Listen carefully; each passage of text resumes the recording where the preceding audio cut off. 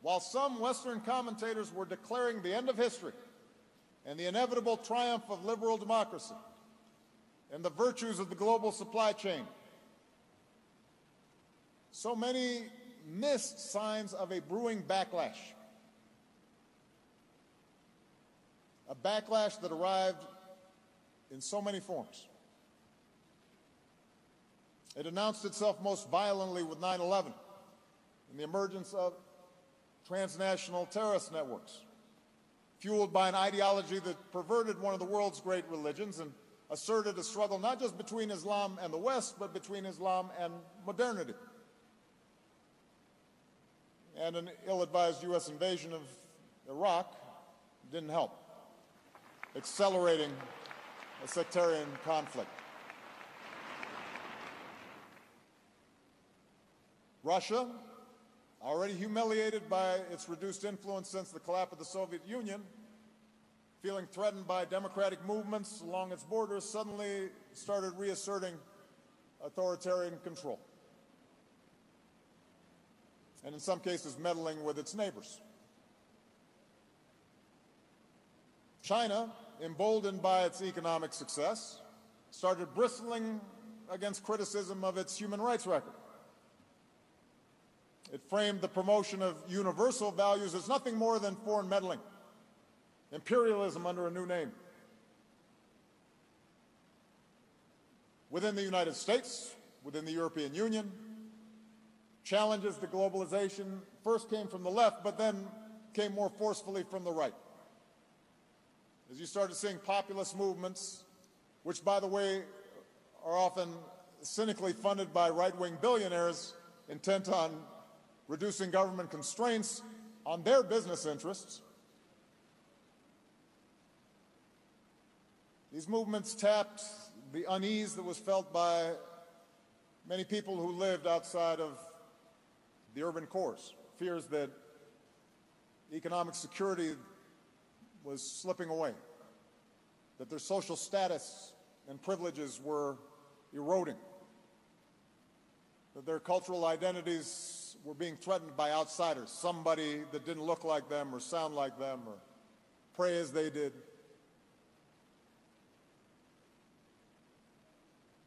And perhaps more than anything else, the devastating impact of the 2008 financial crisis, in which the reckless behavior of financial elites resulted in years of hardship for ordinary people all around the world, made all the previous assurances of experts ring hollow.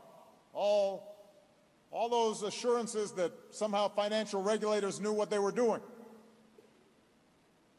that somebody was minding the store, that global economic integration was an unadulterated good.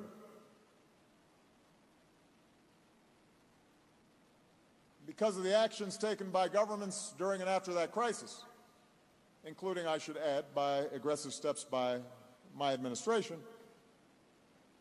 the global economy has now returned to healthy growth. But the credibility of the international system, the faith in experts in places like Washington or Brussels, all that had taken a blow.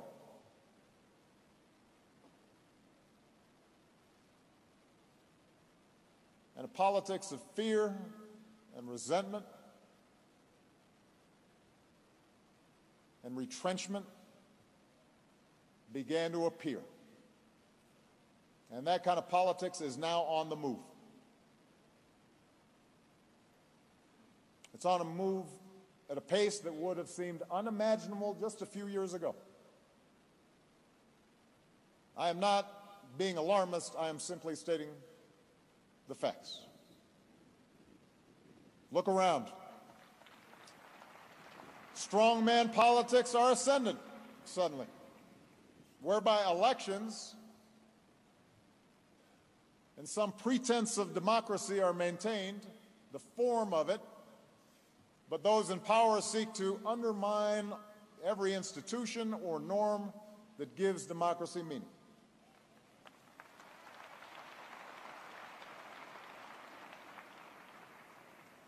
In the West, you've got far-right parties that oftentimes are based not just on platforms of protectionism and closed borders, but also on barely hidden racial nationalism. Many developing countries now are looking at China's model of authoritarian control combined with mercantilist capitalism as preferable to the messiness of democracy. Who needs free speech as long as the economy is going good? The free press is under attack. Censorship and state control of media is on the rise. Social media, once seen as a mechanism to promote knowledge and understanding and solidarity, has proved to be just as effective promoting hatred and paranoia and propaganda and conspiracy theories.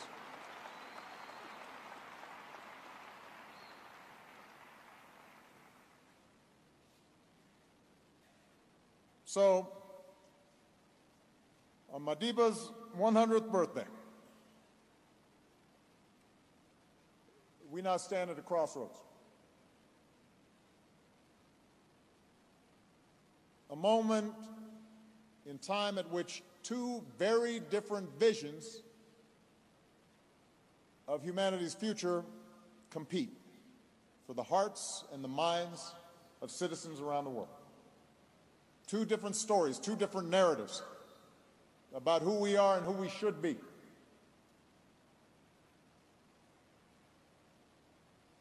How should we respond? Should we see that wave of hope that we felt with Madiba's release from prison, from the Berlin Wall coming down? Should we see that hope that we had as naive and misguided? Should we understand the last 25 years of global integration as nothing more than a detour from the previous inevitable cycle of history where might makes right in politics is a hostile competition between tribes and races and religions, and nations compete in a zero-sum game, constantly teetering on the edge of conflict until full-blown war breaks out? Is that what we think?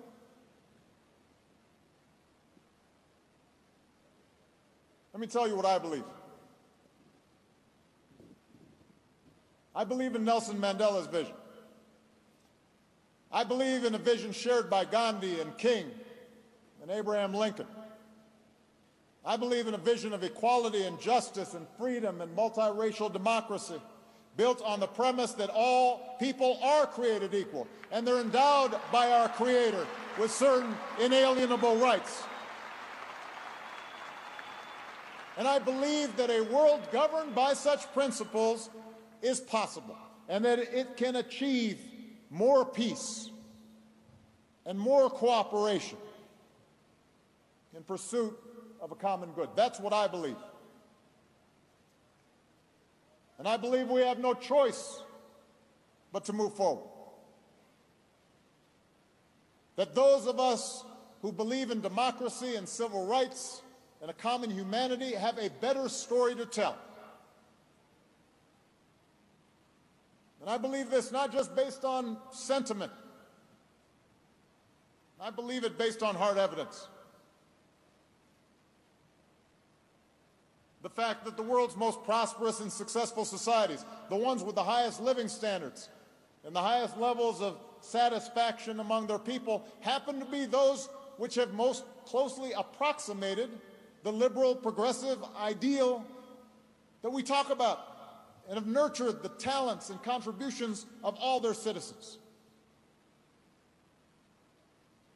The fact that authoritarian governments have been shown time and time again to breed corruption because they're not accountable, to repress their people, to lose touch eventually with reality, to engage in bigger and bigger lies that ultimately result in economic and political and cultural and scientific stagnation. Look at history. Look at the facts. The fact that countries which rely on rabid nationalism and xenophobia and doctrines of tribal, racial, or religious superiority as their main organizing principle, the thing that holds people together, eventually those countries find themselves consumed by civil war or external war. Check the history books. The fact that technology cannot be put back in a bottle. So we're stuck with the fact that we now live close together, and populations are going to be moving. And environmental challenges are not going to go away on their own. So that the only way to effectively address problems like climate change or mass migration or pandemic disease will be to develop systems for more international cooperation, not less.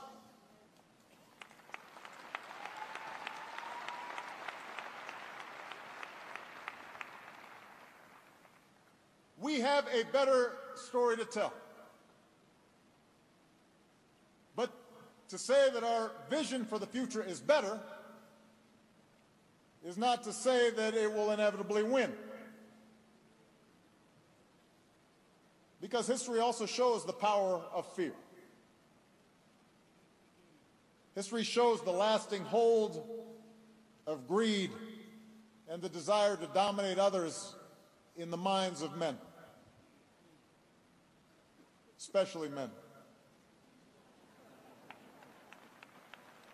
History shows how easily people can be convinced to turn on those who look different.